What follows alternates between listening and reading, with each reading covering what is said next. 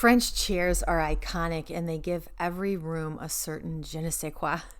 With their carved wooden backs and their upholstered padded seats, they look like nothing else and they can make any room instantly look thoughtful and layered and kind of vintagey. Let's get into how come we love this iconic style.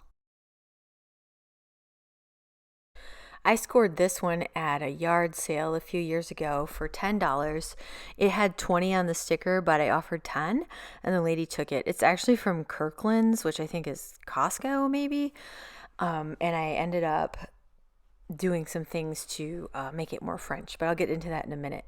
When you are hunting for these type of chairs, you want to look for curved legs, oval or square backs, and real wood frames.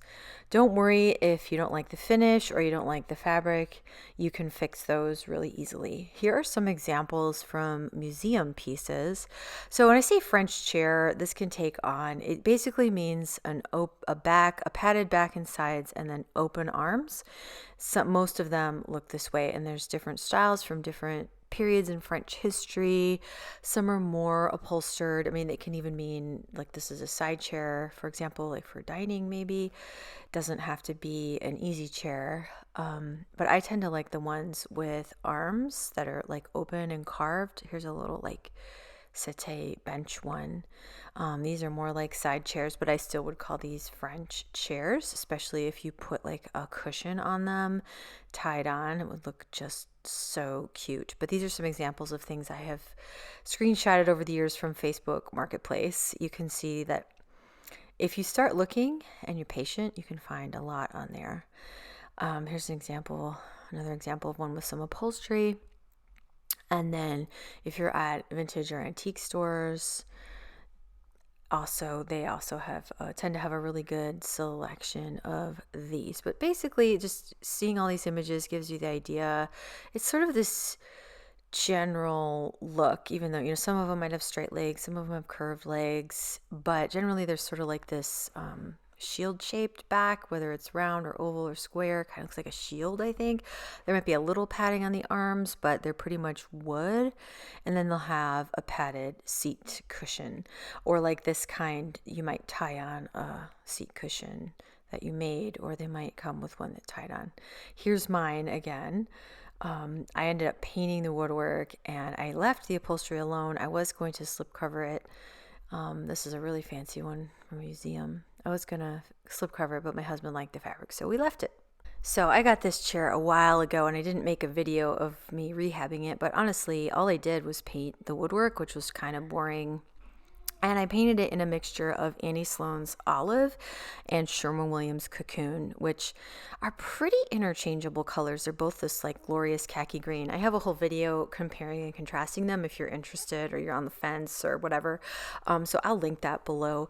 And like I said, I was going to take a 12 fabric and make some cute little like a slipcover for the upholstery. I've never really reupholstered anything before, so I was going to do a little slipcover tie-on. I think that tie-on covers for French country style are really sweet, and I see it a lot when I'm looking at French country stuff.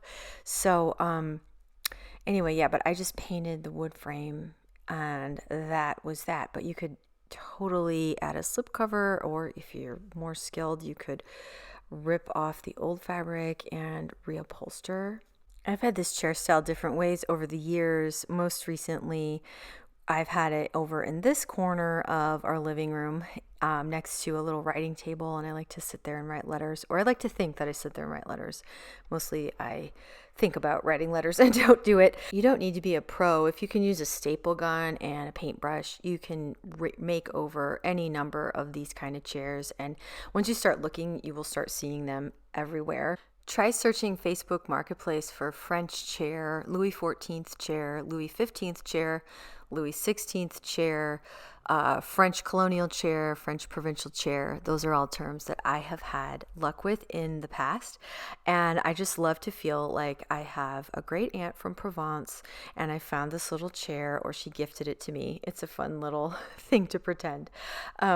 If you are interested in more iconic European styles and looks, I have a new little freebie called